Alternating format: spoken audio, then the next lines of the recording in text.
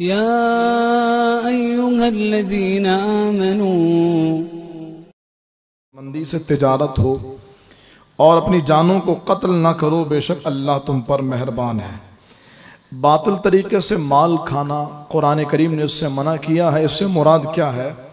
मुफस्सिरीन फरमाते हैं इसमें सूद, चोरी, जुआ ये सब शामिल है और इसके साथ साथ झूठी कसम खाना, झूठी वकालत करना, खयानत करना, किसी का माल दबा लेना और उसी में गाने बाजे की उजरत लेकर के माल कमाना, ये भी बातिल तरीके से माल कमाना।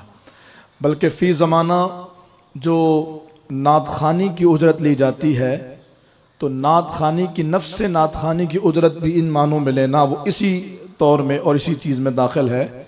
वो वक्त का इजारा और दीगर चीज़ें वो एक अलग चीज़ है और किसी पर बदगुमान होने के बजाय हुस्न ज़न रखिए। लेकिन कुरान करीम ने जो बातिल तरीके से माल कमाने से मना किया है उनमें ये सारी चीज़ें शामिल हैं कि ये बातिल तरीके से। फिर फरमाया इसके साथ साथ रिश्वत का लेन देन है, डंडी मारकर सौदा बेचना, मिलावट वाला माल फरोख्त करना, कर्ज दबा लेना, भत्ताखोरी करना, किसी को पर्चियाँ भेज भेज करके उससे भत्ता वसूल करना, हरासा करना, धमकियाँ लगाना, ये सारे वो अंदाज हैं जो बातिल तरीके से माल कमाने के हैं और कुरान करीम ने इसको मना फरमाया। वईदात क्या है, नुकसान क्या है इसका, जो अल्लाह ताला की बारगाह से बंदे पर अजाब है वो क्या है? रसूलुल्लाह सल्लल्लाहु अलैहि वसल्लम ने इरशाद फरमाया, जो बंदा माल हराम हासिल करता है, अगर वो उसको सदका करे तो मकबूल ना हो, उसे खर्च करे तो उसके लिए उसमें बरकत नहीं, और अपने बाद छोड़ दे तो पीछे जहन्नम में जाने का समान है। फरमाया अल्लाह ताला बुराई से बुराई को नहीं मिटाता बल्कि नेकी से बुराई को मिटाता। जैसे हदीस पाक में है कि जब तुमसे कोई गुनाह हो जाए तो फौरन कोई नेकी कर लो कि ये नेकी तुम्हारे उस गुनाह को मिटा देगी।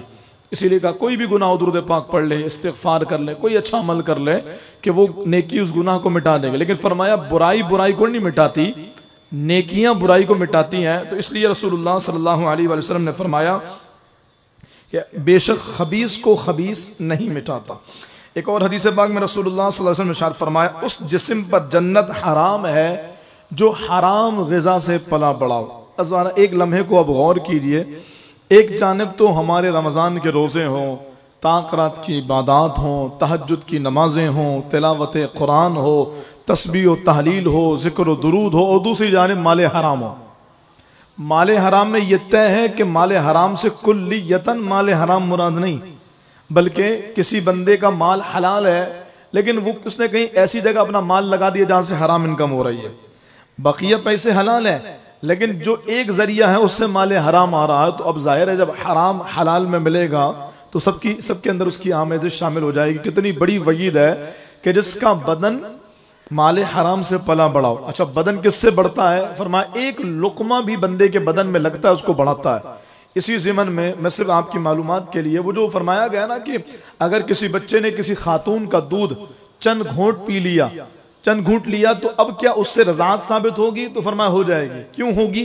जैसे आला हज़रत ने जो अपनी ज़िंदगी का पहला फतवा दिया था 13 साल 5 माह की उम्र में कि किसी बच्चे ने मुंह से नहीं बल्कि नाक से किसी औरत का दूध अपने पेट में ले लिया, तो क्या उससे हुर्मत रज़ात साबित होगी? फरमाया होगी। क्यों? कहते हैं असल में जो हुर्मत रज़ात की वजह है वो माँ के दूध का बच्चे के बदन का हिस्सा बनना मुराद है। तो वो 1-2 घूंट में भी हो जाता है, नाक के जरिए जाए या मुंह के जरिए जाए। बिल्कुल ऐसे ही एक लुकमा 2 लुकमा भी बंदे के बदन का हिस्सा बन के उसकी नशो नुमा का बाइस बनता है। कितना बड़ा वबाल है। सारी नेकियां हो, नेकियों का हिमालय रोज़े क़यामत खड़ा हो और रब फरमाया तू जन्नत में नहीं जाएगा। अल्लाह इतनी मेहनत की है मैंने, मैं रातों को जागा करता था, मैं बड़ी मेहनत किया करता था। फरमाया ये एक लुकमा जो तूने हराम का खाया था इसकी वजह कर मैंने तुझ पे जन्नत हराम कर दी, धरे का धरा रह जाएगा, सब इधर का ऐसे ही रह जाएगा।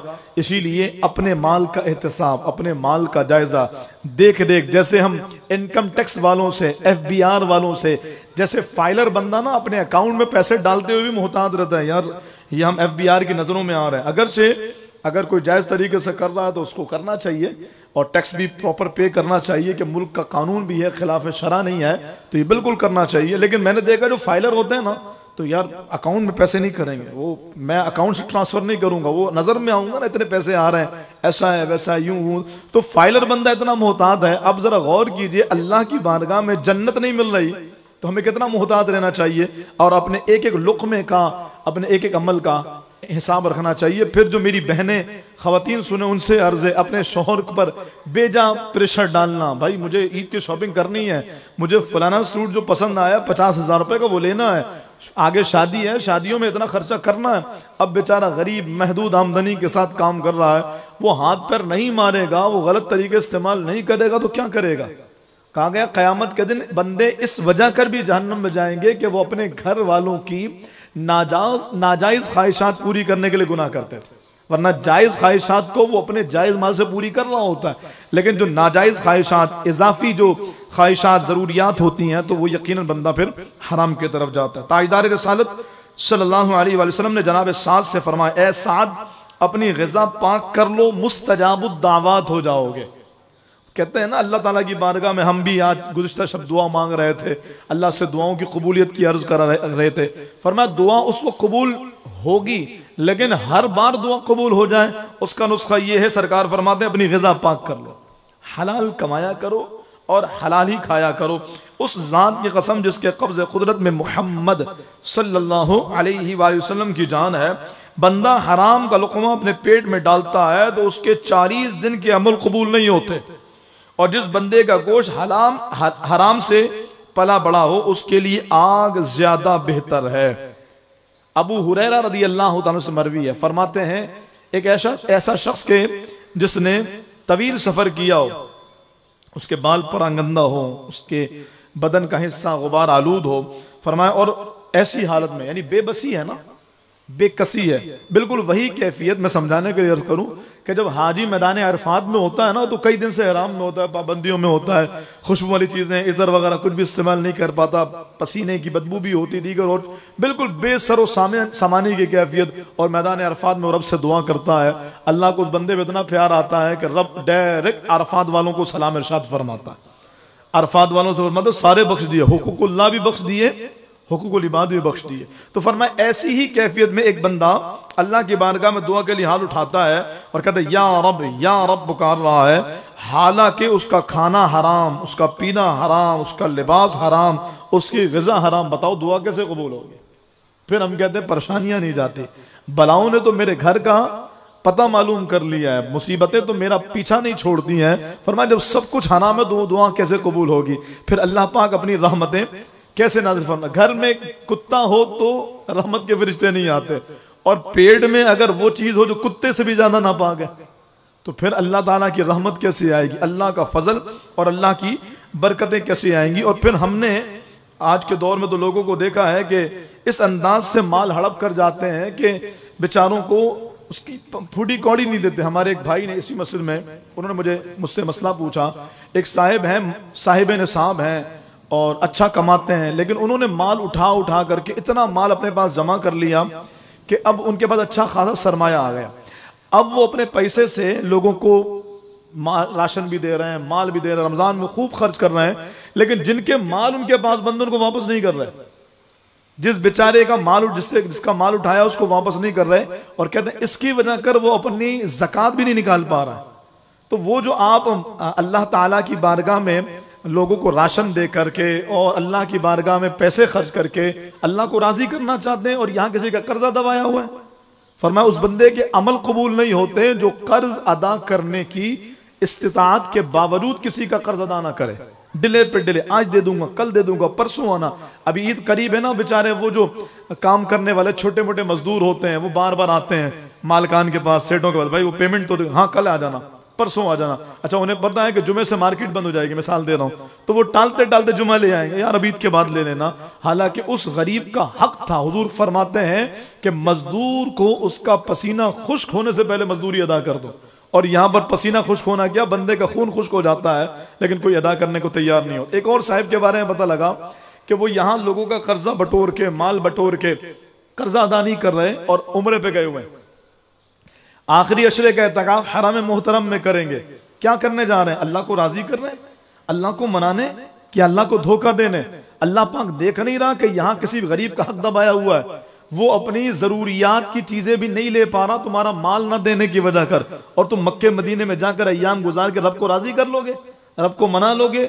अल्लाह ताला की बारगाह में हुकूकुल्लाह की मुआफी यकीनन आसान है कि रब फजल फरमा दे, लेकिन हुकूकुल इबाद की पकड़ इसलिए है कि जब तक बंदे माफ ना करे माफ ना हो।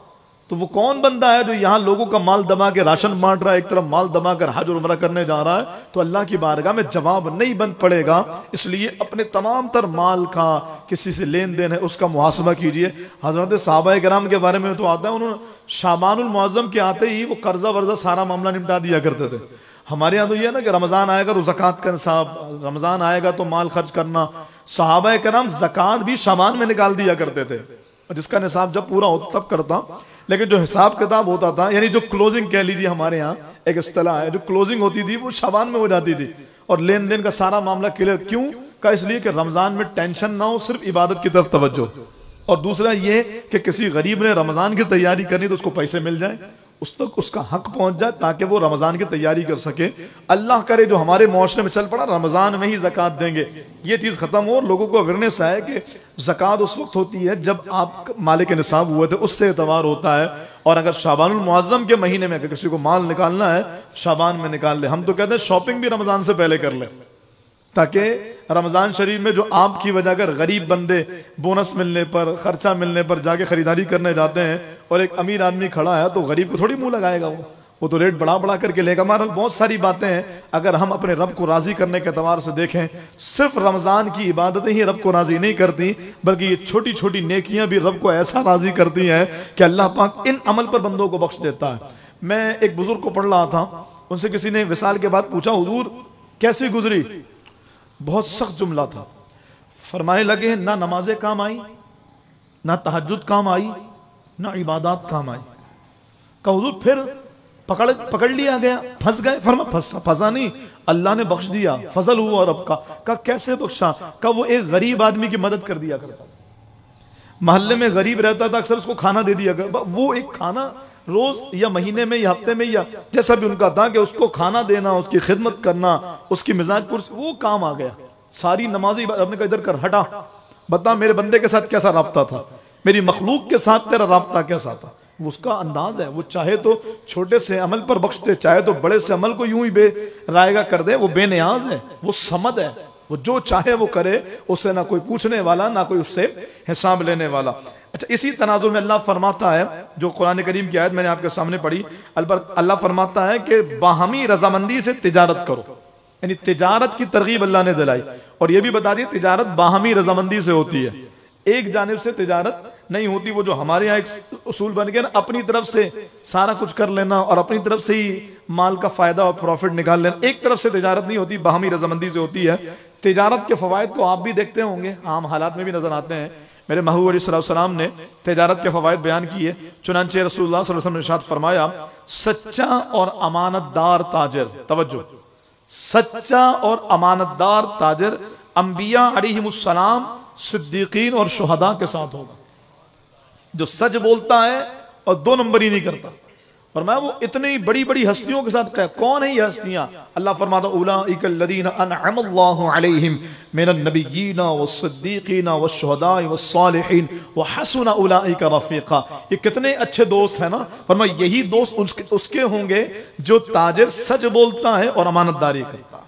सरवर आलम सल्लल्लाहु अलैहि वसल्लम ने इरशाद फरमाया, पाकीज़ा कमाई उन ताजिरों की है जो गुफ्तगू के वक्त झूठ नहीं बोलते, वादा करें तो खिलाफ वर्जी नहीं कर दे, कल लेना ना पेमेंट, परसों ले लेना पेमेंट, नहीं अच्छा एक हफ्ते बाद लेना, जो बोले उसे पूरा करें।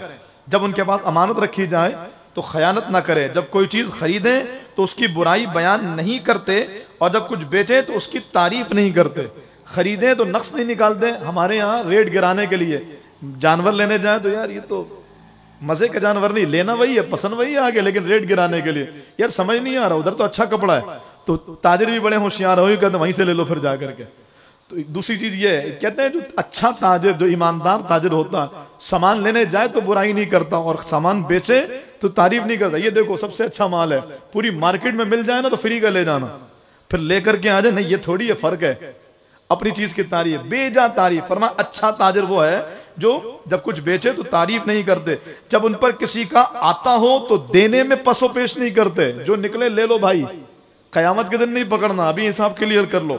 और जब उन्होंने किसी से लेना हो तो उस पर तंगी नहीं करते, उस पर जबरदस्ती नहीं करते, उसको रिलीफ देते हैं, उसके साथ रियायत करते हैं। बस दो फरमान हुजूर की और सुनिए, ताकि वो जो ताजिर हैं अल्लाह उन्हें इसकी हकीकी बरकतें दे, जो नहीं है अल्लाह उन्हें ताजिर बनाए। वगरना पहला हुक्म तो ताजिर गैर ताजिर दोनों के लिए था। सरवर आलम सल्लल्लाहु अलैहि वसल्लम ने इरशाद फरमाया, कयामत के दिन ताजिर, सारे ताजिर फासिक उठाए जाएंगे। अल्लाह, तिजारत करने वाले फासिक उठाए जाएंगे, सिवाय उस ताजिर के जो अल्लाह से डरे, भलाई करे और सच बोले। बाकी सारे ताजिर नाहक करने वाले फासिक उठाए जाएंगे। और नबी करीम सल्लल्लाहु अलैहि वसल्लम ने फरमाया, तुमसे पहले लोगों में एक शख्स था जिसके पास उसकी रूह कब्ज करने के लिए फरिश्ता आया, तो उससे कहा गया तूने कोई नेकी की है? वो बोला मैं नहीं जानता। उससे कहा गया गौर तो कर। कहने लगा इसके सिवा और कुछ नहीं जानता कि दुनिया में लोगों से तिजारत करता था और उनसे अपनी रकम का तकाजा करता, तो अमीर को मोहलत देता था और गरीब को माफ कर देता था। बस मुझे इतनी सी याद है कि कारोबार में मैं रिलीफ देता था, अमीरों को भी रियायत, गरीबों को छोड़ देता, जा यार क्या याद करोगे, छोड़ दिए। इतना काम करता था। अल्लाह ताला ने इरशाद फरमाया, ए फरिश्तों मेरे बंदे पर रहम करो, दरगुजर कर दो, मेरे बंदे को माफ करने वाले को तुम भी माफ करवा दो, इससे पकड़ो ना और इससे हिसाब ना लो। कितना खूबसूरत उसूल, कितना खूबसूरत अंदाज हमारे लिए जिंदगी गुजारने का अल्लाह ने फरमाया। लेकिन खिताब उनके लिए है जो ईमान वाले हैं, ताकि सामने जो अमल करेगा वो अल्लाह पर यकीन करके करेगा, क्योंकि दुनियावी मनफियत ज्यादा नजर आ रही होती है हरामकारी में, दो नंबरी में, गलत बोलने में, झूठ बोलने में। लेकिन फरमाया, ए ईमान वालों, अल्लाह तुमसे ये चाहता है ताकि अमल करो और अल्लाह ताला की रजा वाले काम करके अल्लाह की रजामंदी हासिल करो। बिहम्दिल्लाहि ताला मुकद्दस रातें, बाबरकत अय्याम चल रहे हैं। हमारी बुखारी मस्जिद में ताक और जुफ्त दोनों रातों में इस शब बेदारी, दर्स कुरान, जिक्र दुरूद और दुआ का एहतमाम है। ख़वातीन के लिए भी एहतमाम होता है, ज़रूर बिज़रूर आप भी शिरकत कीजिए, दूसरों में भी दावत आम कीजिए। अल्लाह करीम हम सबको जो सुना अमल की तौफीक अता फरमाए। आमीन बिजाहिन नबी अमीन व मा अलैहि।